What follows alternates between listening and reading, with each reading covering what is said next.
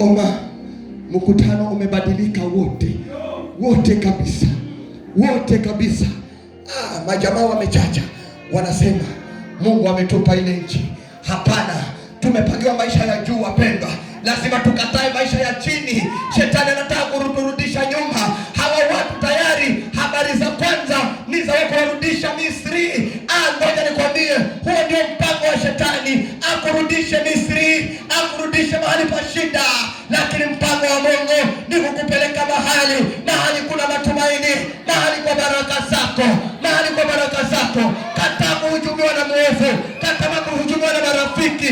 Marafiki wanaweza kuhujumu, wakakwambia mambo wapendwa, lakini kumbe mpango yao ni kukurudisha Misri. Lakini kuna Mungu hai, kuna Mungu uwezo, kuna Mungu uwezo. Mwambie jirani, leo ninapaa, leo ninapaa, ninakataa kushindwa, ninakataa kushindwa. Ngoja nikwambie, huyu shetani mpaka tujitokeze waziwazi, tumkatae hadharani, tumwambie kuanzia leo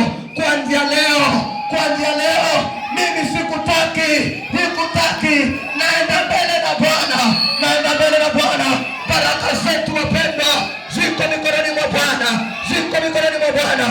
Kalebu na Yeshua wanaingia katika ile kundi, wanawatia moyo, twendeni bila shaka, tutashinda. Naomba tusome kitabu cha Matendo 4:13. Matendo 4:13.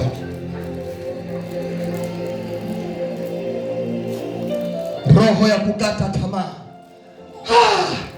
Ngoja nikwambie mama, hii ndio roho ambayo imekuwa sababu ya maisha yetu kubakia ya chini. Huyu mzee alikuja akaambiwa ya kwamba utakufa, huu ugonjwa utakuua. Na huyu mzee akaikumbatia ile hofu, akasema mimi nimeambiwa ya kwamba nitakufa, mimi siwezi enda sana, siwezi ishi, siwezi maliza mwaka. Nikamwambia mzee, utamaliza mwaka, utaendelea kuishi, maana bado tunakuhitaji, watoto wanakuhitaji. Twende mbele, tusonge mbele bila shaka. Umekanyaga katika madhabahu, hii si madhabahu ya kuchezea. Hapa mbele kamera ndipo ni lazima utaishi. Kuna matumaini ya ile jamii kubadilika, ya ile watoto kubadilika. Yako matumaini. Nimekuja nikwambie mwanangu, utashinda lazima, utapenya lazima. Mungu mwenyewe wapendwa ametuwekea maisha ya juu, hatuko maisha ya chini wapendwa. Ni lazima tuyapitie. Tumwambie Mungu. Kalebu na Yoshua wanaambia ni kundi pamoja na vikwazo, pamoja na hali ngumu, lakini twendeni bila shaka. Watakusikiza story. Anasema twendeni bila shaka.